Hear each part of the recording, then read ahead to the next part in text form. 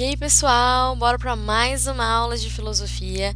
E o nosso assunto de hoje é sobre os sofistas e Sócrates, que pertence ao capítulo 3, módulo 1 e a página 46. O título que vocês vão encontrar no livro de vocês, na verdade, é Dos sofistas à filosofia, dos sofistas à filosofia platônica.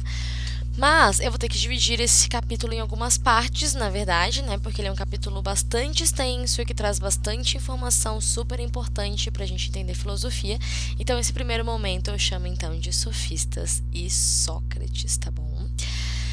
Digamos que nós vamos ter aos poucos uma transformação no que tange a filosofia, porque aquele primeiro momento de filosofia pré-socrática ficou para trás. Agora a gente começa a falar de uma filosofia socrática. Por que Sócrates é tão importante? Porque o pensar que ele faz, né, no seu momento ali, é um pensar que permanece até hoje. É o que seria a base do pensamento ocidental. Tá certo? Então, assim, a forma com que Sócrates faz a sua filosofia, é a forma com que a gente até hoje entende a filosofia. Então, por isso que ele é tão importante. Por isso que quem fala de um outro assunto que não é semelhante àquilo que Sócrates fala, não utiliza o mesmo método que Sócrates, nós chamamos de pré-socráticos, por exemplo. Nem todos os pré-socráticos vieram antes de Sócrates, inclusive, né? Então, para ver a importância que Sócrates ganha, né, na filosofia. Digamos que tudo que acontece é que as investigações cosmológicas, elas dão lugar às investigações antropológicas. Então, eu não estou mais querendo saber sobre o cosmos, eu não estou mais querendo saber sobre o universo. A minha preocupação agora vai ser com relação aos seres humanos, né? Então, eu quero tratar primeiro do homem, primeiro do ser humano, para depois falar, então, do universo como um todo. Então, isso vai estar presente, principalmente quando a gente vai falar, enfim, né, dissertar sobre a era socrática, tá bom? Que é o que vem a calçar nosso pensamento até hoje.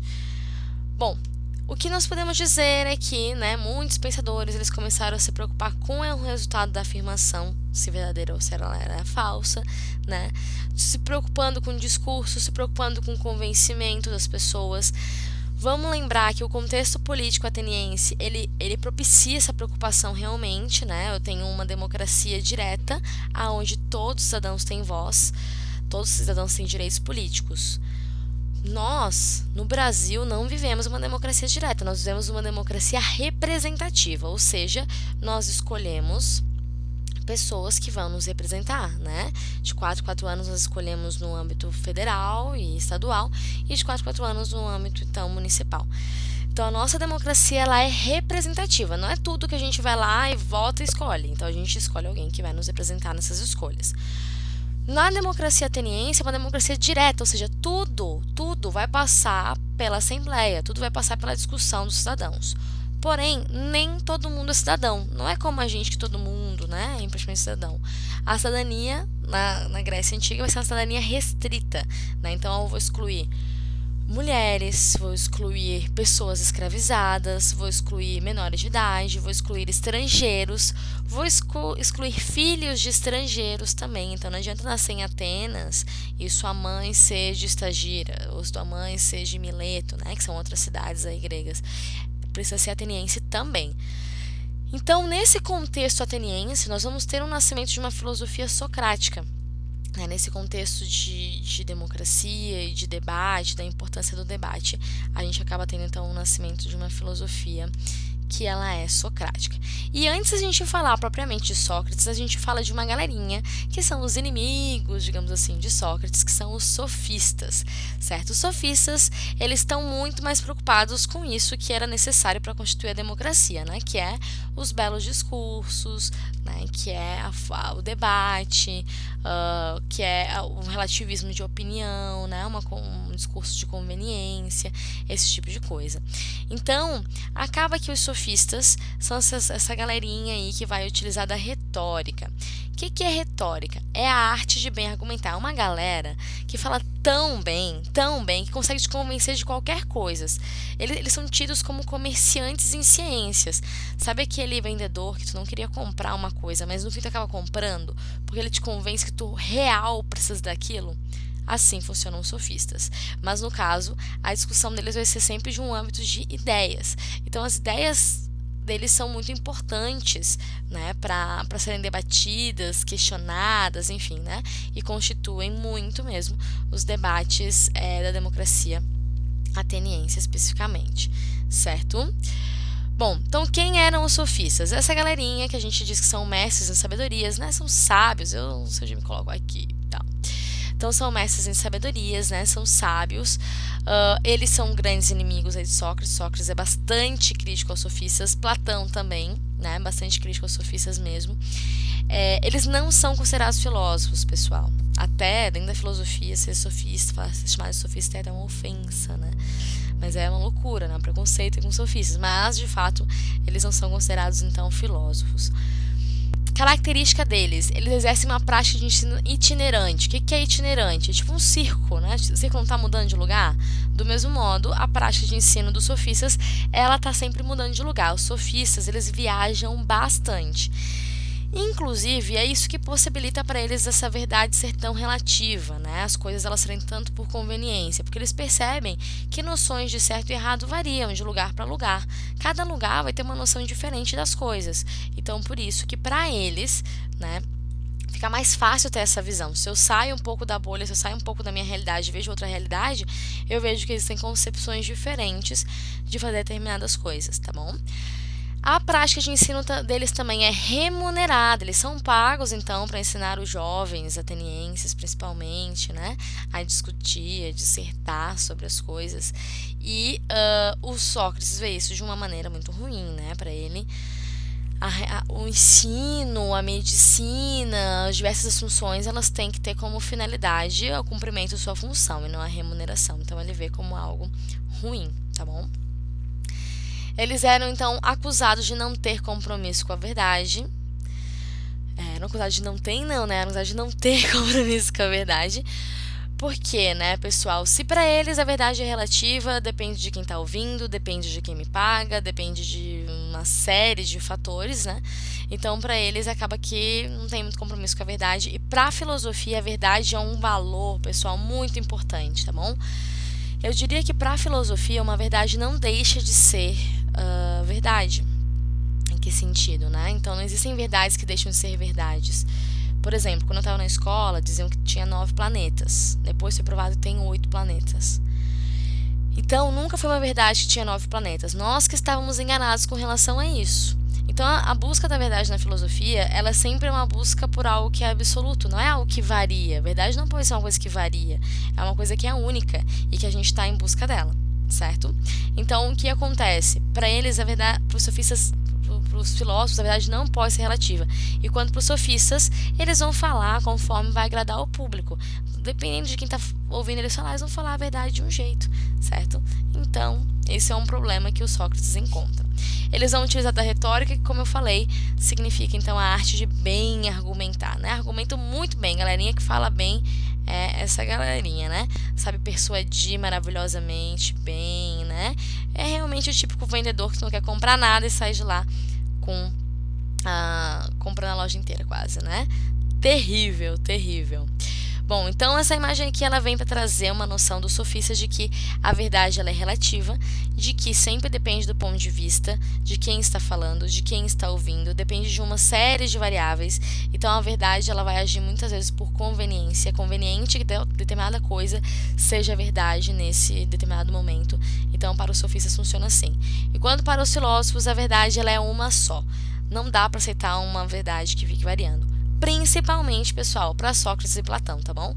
A verdade, ela sempre vai ter um valor bastante absoluto, bastante eterno, bastante imutável, certo? Então, não pode ser algo que fique, né, variando, então, tá bom? Bom, então os sofistas, né, eles mostram aí pra gente que as leis, né, eles vão falar um pouco das leis, vão falar que as leis são forjadas, criadas pelos seres humanos conforme a conveniência. Não vai existir, então, leis que são criadas pela natureza, leis que são criadas pela uma divindade. Não, tudo isso, então, é variável de acordo com os seres humanos ali envolvidos. Então, as leis que vão governar as cidades são leis que são criados por seres humanos e, portanto, pode haver uma variedade enorme, tá? Então, com a experiência adquirida por muitas viagens, como eu havia falado, né, e com conhecimentos de mais variadas culturas, defendia a preponderância do costume sobre a natureza. Então, a cultura, por exemplo, como é algo que varia, é o que determina, digamos assim, as leis, e não aspectos da natureza. Então, de acordo com os sofistas, as leis são derivadas dos costumes e, portanto, são relativas a cada sociedade. Né? Então pense só, nossos costumes são muito diferentes de costumes orientais, são muito diferentes de costumes de outros povos. A gente pode até falar assim, ó, num exemplo próprio Brasil, né?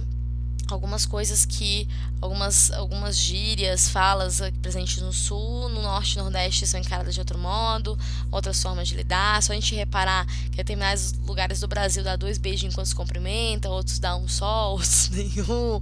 Então, assim, toda essa ideia, essa variabilidade é o que leva os sofistas a acreditarem que as verdades são relativas e que as leis, por sua vez, elas vão ser calcadas, então, de acordo com a sociedade em que elas estão inseridas, tá bom? Então, as leis são derivadas dos costumes, portanto, né, são relativas a cada sociedade. Leis são convenções sociais, olha essa ideia que é importante, né? Que devem ser mudadas de acordo com o interesse, então, de uma maioria, né? De acordo com o que está vigente ali naquele momento, o gosto das pessoas envolvidas, enfim, né? Esses pontos que acabam vindo trazer pra gente, tá bom?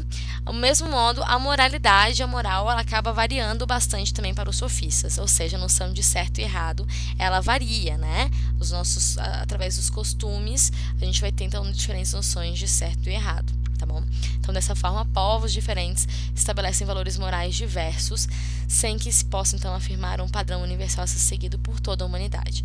Lembrando que isso não é algo presente na maioria dos filósofos, não, tá? Isso aqui vai ser próprio, então, dos sofistas, tá bom? Que vão acreditar isso, né? Nessa variabilidade, então, das coisas. Deixa eu sair aqui da frente, não atrapalhar ninguém. As normas, então, que regulam as relações sociais, elas são procedentes também dos costumes. Então, a noção de justiça, que é uma noção que para muitos filósofos é uma noção eterna, imutável, para os sofistas é uma noção, então, relativa. Então, varia de acordo com tantas coisas que não dá para a gente afirmar nenhuma certeza, tá? Então, os sofistas, eles vão estar muito mais em cima desse ponto de não afirmar uma certeza absoluta sobre nada, tá bom? Então, eles têm essa dificuldade bem grande de assumir um compromisso com os valores de verdade. Outra questão é com relação às divindades, porque eles percebem que existem diferentes povos, né? Desculpa que eu dei errei aqui, digitação, né? Então, a religião também é uma convenção. A prova disso é que povos distintos cultuam divindades diversas. Eles percebem que diferentes povos têm diferentes cultos a deuses, diferentes deuses, e que, portanto, não existe uma verdade absoluta com relação nem ao aspecto religioso, né? Então, em todos os aspectos, eles vão ser bastante relativistas, tá? A gente tem uma galerinha que é sofista, né? Mas os principais sofistas, a gente tem 2 que apresentam no livro de vocês, mas um dos, né, dos sofistas aqui tá o Protágoras de Abdera, e ele vai ter uma frase que demonstra bastante esse relativismo que a gente está conversando, que é a frase: o ser humano é a medida de todas as coisas, querendo dizer que cada um, né, percebe as coisas de uma maneira e que a verdade de cada um pode ser diferente. Então, minha verdade pode ser diferente da de vocês e as coisas funcionam dessa maneira. Então, o conhecimento ele é relativo a cada um, afinal não dispomos, né? A cada um não, a cada um, afinal não dispomos de um critério absoluto para poder decidir acerca da existência e da realidade das coisas. Resta somente acatar os dados provenientes dos sentidos e aceitar que uma mesma coisa pode ser para 2 pessoas algo totalmente diferente. Pensem, né? Isso aqui, acatar os dados provenientes dos sentidos. Quando a gente conhece por meio dos sentidos as coisas, né? Visão, olfato, cada um tem um gosto diferente das coisas, né? Cada um percebe de uma maneira diferente. Então, por isso que existiria uma variedade nessa verdade, né? Os sentidos nos indicam as coisas de diversas formas. A gente pode discutir qual que é a cor de determinada, né, caneta, se é amarela, se é verde, que cor é determinado vestido, se ele é roxo, se ele é rosa. Quando eu pintei meu cabelo de rosa, mas diversas pessoas falavam que era vermelho. E até hoje muita gente fala, não, é roxo, é rosa, fica discutindo. Questão relacionada aos sentidos é muito variante. Parece que cada um percebe de uma maneira realmente, né? Então, para eles é isso, se o conhecimento se calca, né, em cima dos sentidos, se constrói em cima dos sentidos, então nós não temos como afirmar nenhuma verdade, tá bom? O que mais que nós temos aqui? Bom, Sophos Funk, pessoal, na aula de vocês, né, eu vou anexar ali então no sitezinho do plural esse link, tá bom? Mas vocês podem procurar também no YouTube, se quiserem procurar em outro momento, que é um funk dos sofistas, né? O Sophos Funk, que vai, enfim, trazer, né, uns versinhos aí que nos ajudam a decorar um pouquinho as coisinhas sobre os sofistas, né? Trazendo que para eles a verdade é relativa, que eles têm uma maneira diferente de ensinar, enfim, né? Entre outros pontos que a gente vai vendo. O cara que a gente fala agora é Sócrates. E o Sócrates, galera, ele vai ser um dos pensadores mais importantes, né, então, né, da Grécia Antiga, não só da Grécia Antiga, né, mas de todo o pensamento ocidental, principalmente, né, porque até hoje o juramento, quando me formei em filosofia, o juramento do curso de filosofia era um juramento socrático, então, assim, digamos que ele é considerado de fato o pai da filosofia, acaba sendo muito, muito, muito importante para todos nós. Só um instantinho, inclusive. Pera aí, pessoal.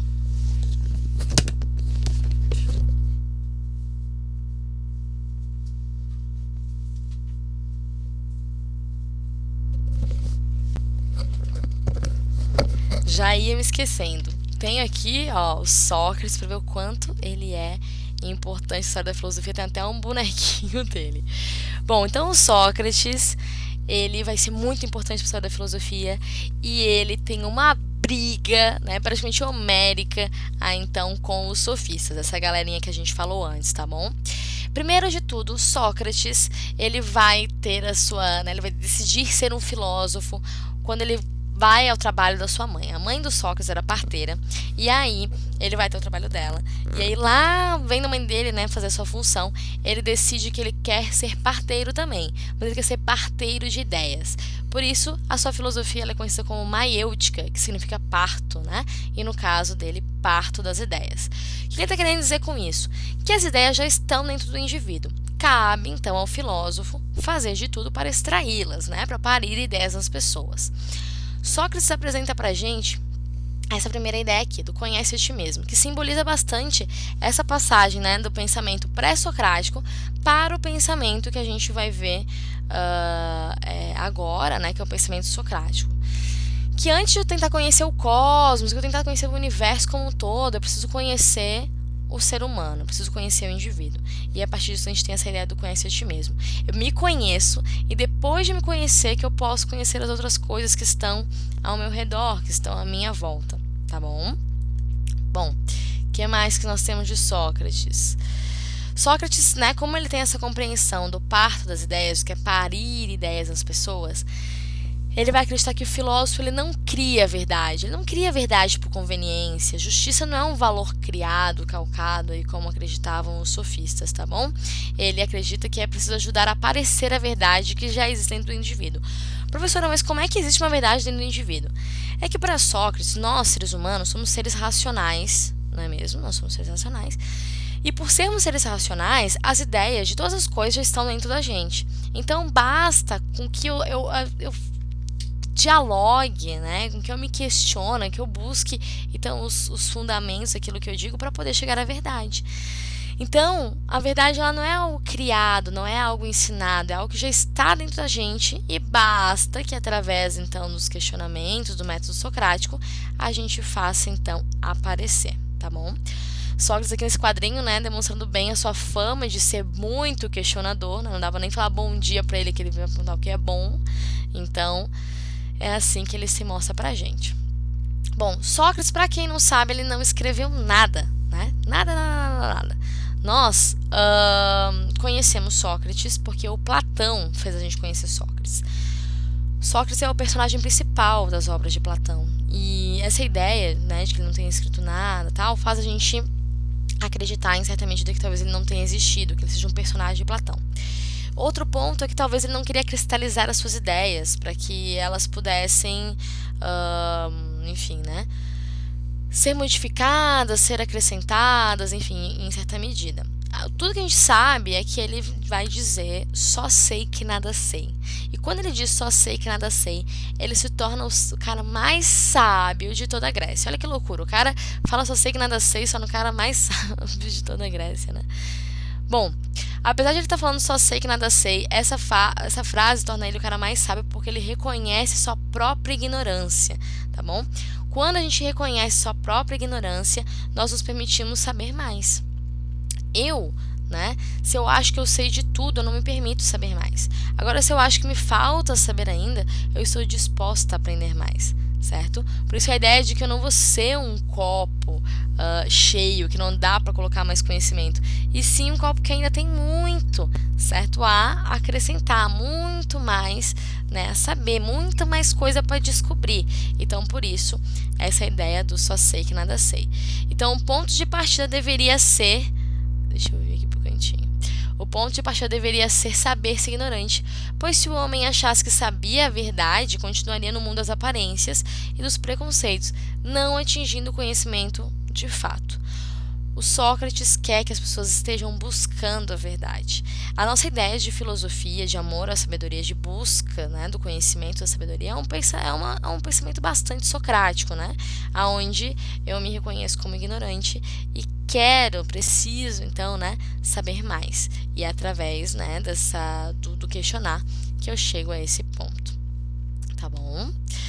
Bom, o Sócrates ele vai ter como seu método a dialética socrática, que, né, a dialética socrática se constitui então de diálogos, né, de debates que vão ter principalmente como característica a ironia, né, e o questionamento, que é o que, né? Tá sempre Sócrates debatendo com seus interlocutores, principalmente sofistas, utilizando da ironia, utilizando de questionamentos para chegar ao fundamento daquilo que é dito. Ele vai questionar a ponto de irritar as pessoas, porque elas não vão ter muitas vezes fundamento para aquilo que elas dizem. E é aí que ele mostra que as pessoas estão erradas. Então, por isso, ele questiona incansavelmente, pessoal. E ele é bastante irônico, fazendo com que a pessoa tenha que provar realmente da onde vêm as suas ideias, tá bom? Então, ele vai ter essa compreensão. Então, a dialética é uma ideia de que vem do diálogo, né, do debate, do confronto de ideias, né? Então, me acrescenta muito mais debater com alguém que pensa diferente de mim, que eu vou sair dali, com certeza, refletindo mais sobre os meus próprios fundamentos daquilo que eu penso, tá bom? Não é legal a gente conversar com gente que só concorda e balança a cabeça porque a gente diz. É preciso que a gente debata, então, né, num caminho mais amplo, obviamente se respeitando. O debate não é falta de respeito, o debate é algo necessário que a gente precisa fazer para poder, inclusive, conhecer mais. E é isso que o Sócrates ensina pra gente. Para o Sócrates, então, um conhecimento que ele é simplesmente transmitido, ele não tem grande valor. Aquilo que os sofistas faziam de ensinar os jovens sem o questionamento, só transplantando, né, só trazendo, né, praticamente, entre aspas, vomitando um conhecimento em cima da cabeça de cada um, não é uma coisa de grande valia. O que ele propõe, então, é que através, né, da dialética se faça nascer o conhecimento do próprio indivíduo, né? Então, essa é a ideia de parto das ideias. Eu vou extrair de dentro do próprio indivíduo o conhecimento. Vamos pensar no seguinte exemplo. Se eu só simplesmente transmito uma ideia para vocês, não tem muito valor, não tem muita serventia. Mas se eu faço vocês perceberem que isso se dá no dia a dia da gente, que isso está presente na nossa vida, o que isso tem a ver com a vida de vocês, isso ganha um valor, uma valia assim fenomenal, né? Que extrapola qualquer tipo de decoreba que a gente tenha. Então, por isso é bem interessante pensar nessa dialética socrática, certo? Então, a prática do diálogo ela envolveria o recurso, né, da ironia, como eu havia falado, que é uma espécie de refutação, uma espécie de questionamento da resposta do interlocutor, mostrando que aquilo afirmado por este era apenas então aparência de conhecimento, dá uma ridicularizada, digamos assim, né? Uma irritada. Tem um dos diálogos do Platão na República em que o Sócrates é até xingado, fala assim: nossa, Sócrates, você é insuportável falar com você, né? Não é o Platão que diz isso, são os outros interlocutores. O Platão é um discípulo de Sócrates, é um seguidor de Sócrates, é ele que faz a gente conhecer Sócrates e eles têm ideias muito parecidas, né? Então ele concorda com o que o seu mestre coloca, né? Ele tem muito carinho então pelo seu mestre. Então o Sócrates é um cara bastante questionador, que incomoda bastante porque é igual o nosso priminho pequeno que está na fase dos porquês, né? Por quê isso, por que aquilo, por que aquilo outro. E uma hora o adulto perde a paciência e fala, porque sim, né? Mas vamos ter paciência, pessoal, né? E tentar o máximo possível, então, trazer até mais curiosidades para as crianças. Eu até acredito que crianças são bastante filosóficas, porque elas perguntam coisas que parecem óbvias, mas não são, né? As coisas parecem tão óbvias, mas é interessante que a gente pare um pouquinho e reflita sobre elas, e se questione um pouquinho sobre elas. Sócrates, por questionar muito, e que a gente acha às vezes que quem questiona muito é meio chatinho, né? Ele vai ser então tido como um cara que estava corrompendo a juventude. Então, o Sócrates, ele vai ser duramente, né, criticado, então, pelas pessoas da sua época, do seu momento, pelo fato de ele questionar muitas vezes os poderosos de Atenas, por ele questionar também os deuses da mitologia grega, e todo esse questionamento então de Sócrates, que incomoda bastante, leva ele a ser condenado à morte. Sócrates, então, né, tem a oportunidade de desdizer aquilo que ele disse, ou seja, de falar que tudo que ele falou é uma mentira, enfim, né, voltar atrás nos seus pensamentos. Mas ele vai dizer pra gente o seguinte, eu sei que deu frente pra não atrapalhar, que ele prefere a morte do que renunciar à filosofia. Uma vez que ele começou a filosofar, uma vez que ele começou a questionar, é impossível voltar atrás, tá certo? Então, por isso, ele acaba sendo condenado à morte, precisando tomar um veneninho que se chama cicuta. E aqui, né, tem essa imagem onde mostra os discípulos de Sócrates muito tristes, muito chateados com o momento então da morte de Sócrates. Sócrates não está triste, né, porque ele acredita que temer a morte é julgar-se sábio daquilo que não se sabe, né? Porque ele nunca passou pela morte, ele não tem como falar como ela é. Então, por isso ele não está sofrendo no seu leito de morte, né? Ele está tranquilo, ele fala, pô, eu não vou voltar atrás daquilo que eu disse, naquilo que eu acreditava, nos questionamentos que eu fiz, eu estou sendo condenada por corromper a juventude, mas eu acho que pelo contrário, eu ensinei as pessoas a pensar, tá? Então ele não vai se abater com relação a isso. Então ele diz pra gente, né, que temer a morte é o mesmo que julgar-se sábio quem não é, porque é julgar que sabe o que não sabe. Ninguém sabe o que é a morte, nem se porventura será para o homem o maior dos bens. Todos as temem, como se soubessem ser, então, o maior dos males. Então ele não quer essa galera toda chorando em volta dele aí no seu leito de morte. Ele tá bem tranquilo com relação a isso, certo? Pessoal, tem um filme no YouTube que fala a história do Sócrates. É um filme de um diretor italiano que chama Rossellini. Um filme um pouquinho longo, mas a quarentena vocês têm tempo, né, pessoal? Então dá pra tirar aí uma tarde chuvosa pra assistir, tá bom? É interessante, enfim, né? Vai engrandecer vocês de alguma maneira, com certeza, tá bom? Exercícios propostos, atividades propostas que a gente sempre tem que ter, né? Primeira delas, na página 74, vocês encontram lá, então, uma tarefa proposta, né? Naquela partezinha dessa tarefa proposta, a questão 3. A parte dos complementares, né? Vocês vão ver o subtítulo complementares no livro, e aí a questão 8. Página 75 tem a partezinha lá que está escrito conexões e tem uma questão discursiva. Gostaria muitíssimo que vocês respondessem, tentassem responder, tá bom? E a gente conversa sobre no nosso plantão. E a questão 1 também da página 75. Na página 76, a 2 e a 3. Tá bom, pessoal? Diquinha, assistam a aula, ficou dúvidas, assistam novamente pausando, né? Destacando aquilo que considerarem mais importante.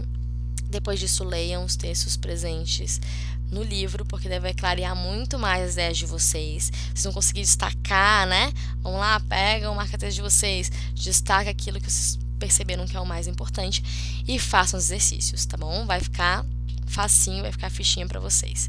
Não deixem de estudar, pessoal. Quarentena não é férias, é importante que vocês estejam se preparando, porque logo menos a gente volta. Eu tô morrendo de saudade de vocês. Espero que a gente se veja, que a gente se abrace muito e que vocês estejam então com os conteúdos em dia, tá bom?